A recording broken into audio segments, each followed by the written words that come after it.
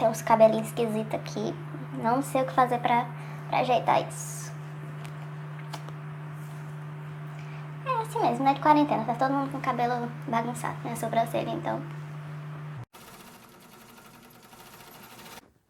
Olá, meninos e meninas! Brincadeira, tô aqui só fingindo que eu sou youtuber por um dia. Para dizer que a gente está retomando as nossas atividades da Escola Bíblica Dominical. Não presencialmente como a gente gostaria, mas eu e Igor temos sentido muita saudade de vocês. E a gente resolveu que seria importante retomar de uma forma mais leve, conversando sobre alguns assuntos. E a gente veio aqui dizer que a nossa EBD aos domingos vai ser um pouco diferente em formato de vídeo e em formato de perguntas. A gente vai lançar uma pergunta, vai lançar a resposta e a gente espera conversar um pouquinho com vocês acerca dessas perguntas. Os 2 primeiros domingos, nós dois propomos as perguntas, mas nos próximos domingos serão vocês a fazerem as perguntas, escolherem diante das perguntas que a gente vai propor e para que vocês se sintam mais, na verdade, para que vocês escolham aquelas que sejam mais interessantes para vocês.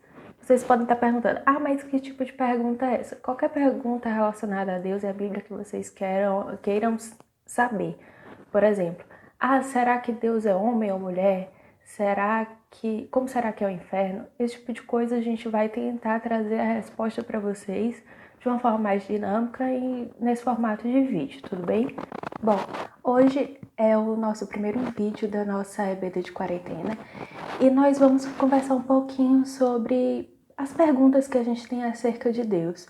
Muitas vezes nós cremos em Deus, nós sabemos que Ele existe, nós temos a plena convicção de que Jesus morreu pelos nossos pecados, mas isso não nos impede de ter dúvidas em algum momento. Por exemplo, às vezes a gente pensa, será que Deus vai nos ajudar em certa situação?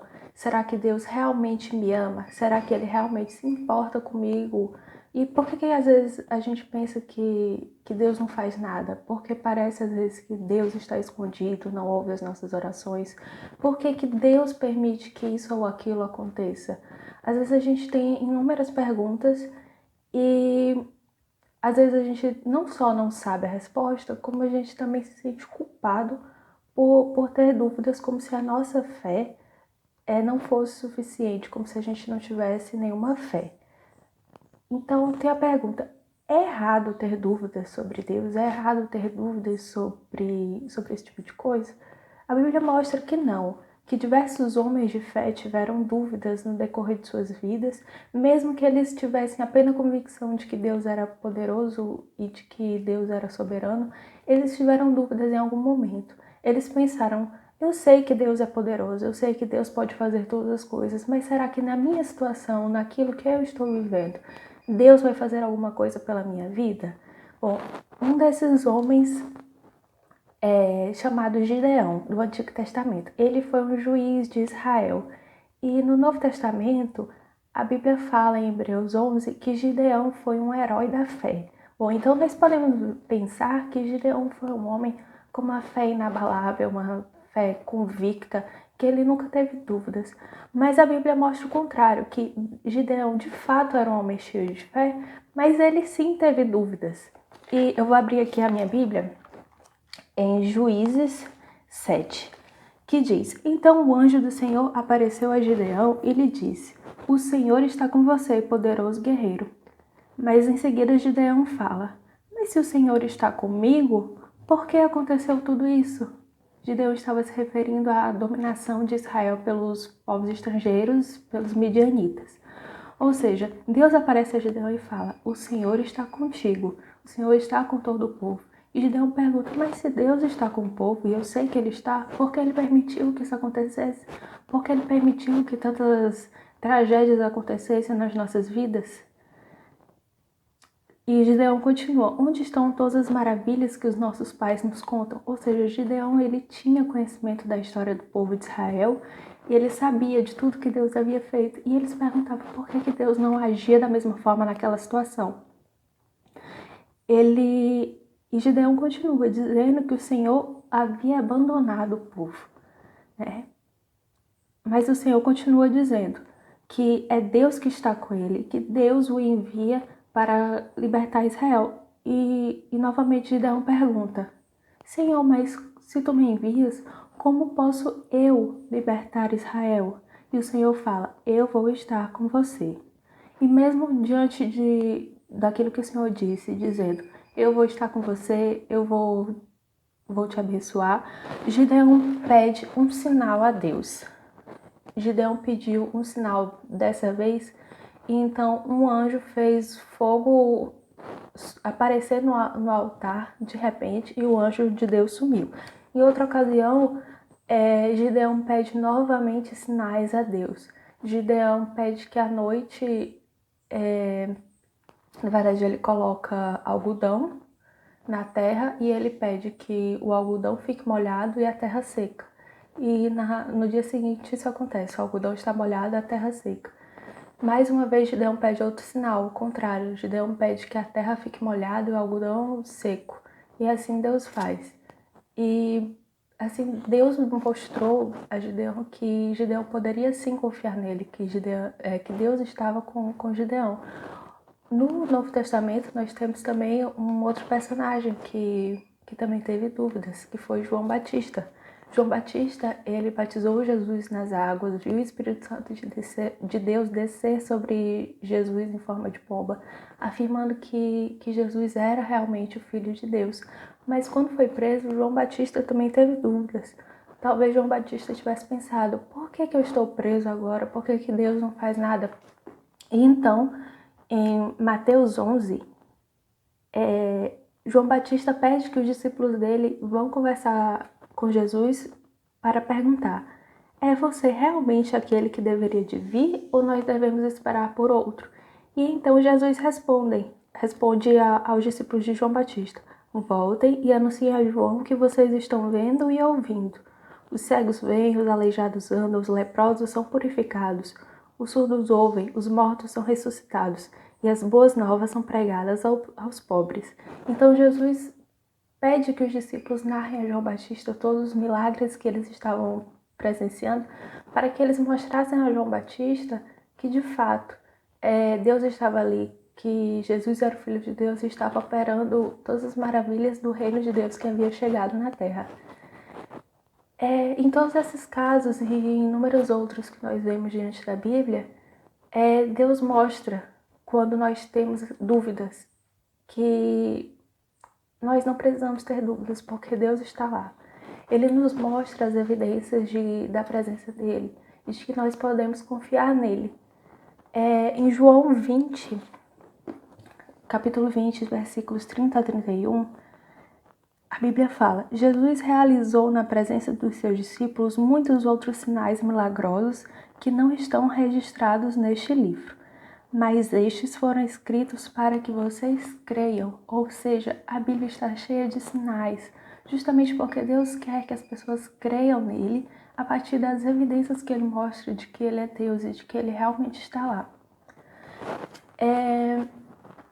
Às vezes a gente acha que Deus está invisível, né? Na verdade, Deus está invisível aos nossos olhos, porque Deus é Espírito. E às vezes a gente acha que por isso Ele está oculto a nós e não se manifesta na nossa vida. Mas na verdade a Bíblia fala que Deus se revela a nós por diversas formas. Deus se revela a nós pela criação dele, ou seja, a natureza. Ele se revela a nós também pela nossa consciência, pela sua palavra, que é a Bíblia. Ele se revela também a nós através da igreja dele, através da história e através da habitação do Espírito Santo em nossa vida. Então Deus tem se revelado a nós de diversas maneiras, justamente com o intuito de diminuir as nossas dúvidas. É claro que isso mostra que a nossa fé, ela não pode ser cega. A gente não pode acreditar nas coisas sem evidências. E Deus espera justamente isso, que nós pensemos, que nós investiguemos e busquemos Deus e vejamos que aquele fato realmente vem de Deus. Mas a nossa fé também não pode ser baseada só em provas sólidas, robustas, concretas e de Deus. O que eu quero dizer com isso? Eu vou usar o exemplo do dinossauro. A gente sabe que os dinossauros existem, embora a gente nunca tenha visto um dinossauro. E por que a gente sabe que dinossauro existe? Foi só porque alguém algum dia falou: dinossauros existiram na Terra como animais grandes e tudo mais. Não, a gente não acredita em dinossauros só por isso. Se fosse assim, nós acreditaríamos em Papai Noel, em Fada do Dente, em unicórnios voadores. Mas não é assim. A existência de dinossauro não é só uma fábula, uma lenda. Nós temos evidências, provas, sinais de que eles existiram. Estudiosos mostram os fósseis, as descobertas de restos de dinossauros nos levam a crer que de fato esses animais existiram, embora nós não precisemos realmente ter visto um animal no zoológico ou no pet shop para acreditarmos que ele existiu. E assim é a nossa fé. A gente não acredita de uma forma cega, só de ouvir, só porque falam que aquilo existe. A gente acredita porque realmente existem evidências. E Deus mostra essas evidências da sua existência, da sua palavra, em todas essas coisas que eu acabei de falar. Na criação, na história. Deus todo o tempo se mostra para que nós acreditemos e confiemos nele. E ao mesmo tempo, Deus não quer que a gente acredite como Tomé, que a gente precisa ver as chagas de Jesus para acreditar que ele de fato existe. Deus requer um pouco de fé com base nas evidências que ele dá da sua existência. E agora que a gente aceita que nós podemos sim ter dúvidas acerca de Deus e que Deus, a cada momento, dá provas da existência dele, de tudo que ele faz para nós podemos pensar: mas será que todas as nossas dúvidas serão respondidas? Eu digo para vocês que não, elas não serão todas respondidas, porque, como eu disse, Deus também quer que nós confiemos nele com base naquilo que ele prova. Deus tem que se bastar por si próprio. Ele não precisa ficar o tempo todo provando tudo para nós. Tanto que a Bíblia fala em Hebreus que sem fé é impossível agradar a Deus. Nós precisamos ter fé, ou seja, com base naquilo que Deus prova a gente, nós acreditamos em todo o resto e nós esperamos que a palavra de Deus vai se cumprir. E eu gosto de dizer que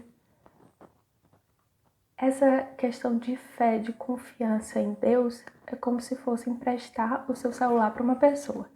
Você não sai emprestando seu celular para qualquer estranho na rua, porque esse estranho, você não sabe se é um ladrão, você não sabe se essa pessoa vai roubar, mexer nas suas coisas particulares que tem no celular, porque essa pessoa nunca provou nada para você sobre ser alguém confiável. Mas você tem plena confiança em emprestar seu celular, por exemplo, para os seus pais ou para um amigo próximo, porque você sabe que aquela pessoa não vai roubar seu celular, ela não vai invadir sua privacidade, digamos assim, ela não vai fazer nada que te machucaria com aquilo que está no seu celular. Então, a gente pode dizer que seus pais, por exemplo, que vê seu celular, ou um amigo, digamos, eles não precisam provar o tempo todo que eles não vão fazer nada de ruim com o seu celular, não vão jogar fora, não vão quebrar. Porque eles te deram confiança o suficiente, te provaram, digamos assim, o suficiente de que eles são pessoas confiáveis. Então, você simplesmente confia com base naquilo que vocês já estabeleceram. E assim é com Deus. Deus te prova o suficiente para que, a partir de então, você confie nele e estabeleça um relacionamento com ele. E, na verdade, esse que é o intuito de Deus. Ele faz provas da sua existência, do seu amor e da sua bondade, justamente porque ele quer estabelecer um relacionamento com você. E ainda que você continue com dúvidas, Deus te dá o tempo todo a oportunidade de sanar essas dúvidas. Você pode orar e pedir, credo. você pode orar e pedir a Deus que acabe com essas dúvidas. Em Marcos, deixa eu abrir aqui minha Bíblia. Ixi, eu não abri. Espera aí, rapidão. Em Marcos 9, de 22 a 24, um homem queria que Jesus curasse a sua filha. E ele diz a Jesus que ele cria que Jesus seria capaz de curar sua filha, mas ele fala: Jesus, me ajude com a minha incredulidade. Ele reconhecia e pedia a Jesus para acabar com a incredulidade dele. Você também pode buscar a Deus em forma de oração.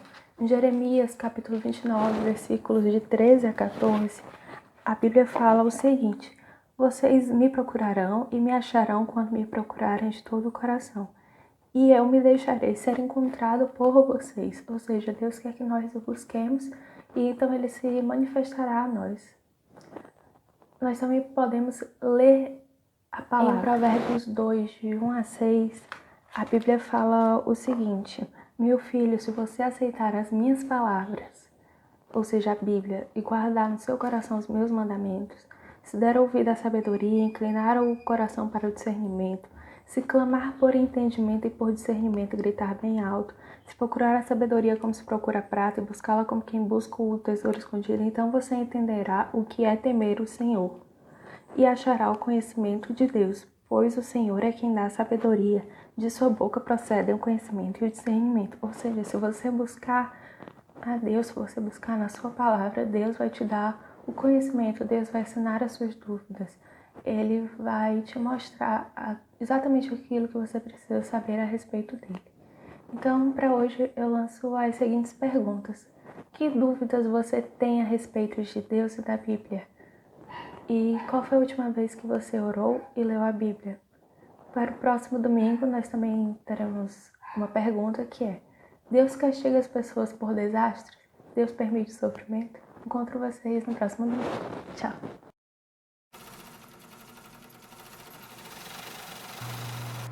Já tá gravando já? Pra onde é que eu olho? Não sei pra onde é que eu olho.